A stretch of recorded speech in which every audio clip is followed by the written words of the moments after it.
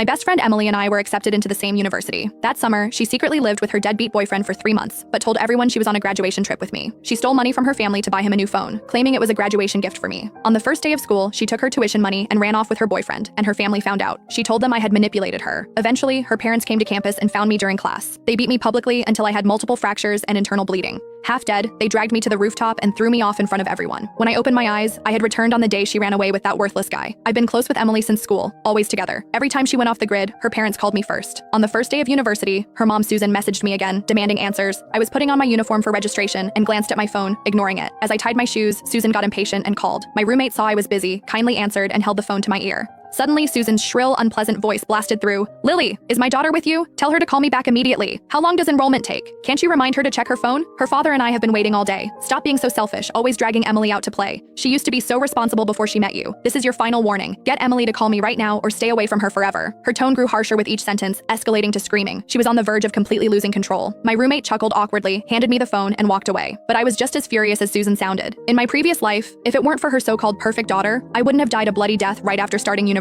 Just because I was Emily's only friend, I became the excuse to cover up her relationship with that loser Mike. Countless times I'd be in class when Susan called, demanding to know where her daughter was. I'd lie to her mother, following Emily's instructions. Until one day, Susan came to my classroom and caught me in a lie. She slapped me across the face and flipped my desk in public. From then on, I became the villain corrupting her daughter in her eyes. Later, I tried to distance myself from Emily, but we still ended up at the same university by chance. And even when I was thrown off a roof to my death, they believed they'd removed a bad influence from their daughter's life. This time, I won't let myself walk that path again. When I didn't reply, Susan grew more impatient. "Can't you hear me? Emily's right there with you, isn't she? Stop pretending, tell her to call me." I smirked and spoke to the air. "Emily, Emily, your mom's looking for you." The air, of course, didn't answer. Before Susan exploded, I slowly said, "Sorry, Emily's at the gym. The music's too loud. She can't hear you. She'll contact you when she's done." After that, I hung up with a dark expression. I turned and left the dorm for our first physical education class. After gathering on the field, the teacher started us off tough. We had to run 5 laps around the track. When he finally called stop, everyone collapsed on the ground, completely spent. I wiped the sweat from my brow when 2 familiar figures approached from across the field. Susan's shrill voice carried over. "Excuse me, I'm looking for my daughter Emily, the one with the best grades in the class." My heart sank. I didn't expect them to come so early, so I quickly got up to head to the restroom. But as I turned to leave, Susan grabbed my hair and yanked hard. "You little bitch, why are you sneaking away? Feeling guilty, huh? Tell me, where's my Emily? She hasn't seen me or her father all summer, always off with you, even bought you expensive